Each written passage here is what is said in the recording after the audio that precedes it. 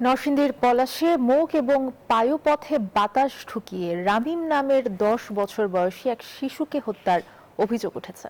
বুধবার গজারিয়া বাজারের একটি ব্যাটারি চালিত অটোরিকশা গ্যারেজে এই ঘটনা ঘটে।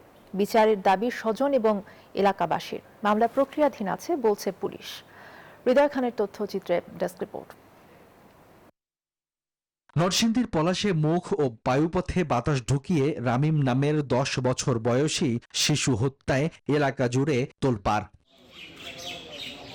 স্বজন ও এলাকাবাসী জানায়, বুধবার স্থানীয় ফয়সাল মিয়ার ব্যাটারি চালিত অটোরিকশার গ্যারেজে যায় রামিম।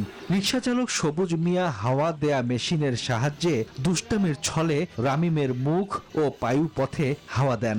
পেট ফুলে গেলে গুরুতর অসুস্থ হয়ে পড়ে শিশুটি। আশপাশের লোকজন ছুটে এসে তাকে উদ্ধার করে হাসপাতালে ভর্তি করেন। পরে উন্নত চিকিৎসার জন্য ঢাকার একটি বেসরকারি হাসপাতালে নিলে ওই দিন বিকেলেই চিকিৎসাধীন অবস্থায় মৃত্যু হয় রামিমের।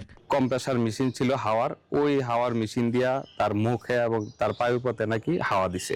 পায়খানা জায়গাটা হাওয়া দিছে, হাওয়া দেওয়ার পর ফুলে গেছে। ফুলে যাওয়ার পরে তার মেডিকেল নিয়ে আসছে। অভিযুক্তকে গ্রেপ্তার করে আইনের আওতায় আনার দাবি স্বজন ও এলাকাবাসীর।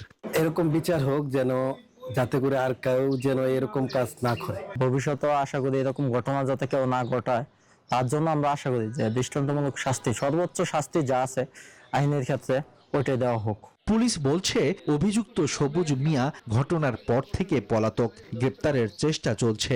বাদী আমাকে যেটা বলছে সে 4 জন ছিল। আসামি গ্রেপ্তারের জন্য অভিযান চলতেছে, ইনশাআল্লাহ আসামি ধরে ফেলবো।